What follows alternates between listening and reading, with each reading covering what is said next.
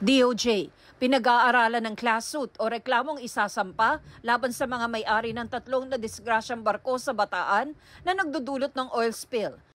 DILG, hinimok ang ilang apektadong LGUs na magkaso rin.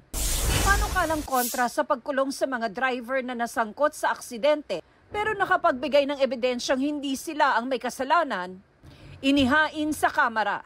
Sa ilalim ng Defensive Driving Bill, pwedeng di madetine ang driver kung makapagsusumite siya ng ebidensya gaya ng dashcam o CCTV video. Crisis Alert Level 1, itinaas ng DFA sa Bangladesh dahil sa kabi-kabilang kaguluhan at protesta roon. Pinapayuhan ng mga Pinoy roon na maging mapagmatsyag at sumunod sa patakaran ng mga otoridad. Hindi bababa sa 20 aso na halos butot balat na nasagip sa Dawdao Island sa Pagadian City. Ayon sa Animal Kingdom Foundation, ginawa na umanong tapunan ng mga inabandonang aso ang isla. Aminado rito ang barangay na nakakasakop sa isla. Pero ayon sa lokal na pamahalaan ng Pagadian, walang inire-report sa kanila ang barangay. Undersecretary Maria Cristina Aldeguer Roque, itinalagang acting secretary ng DTI.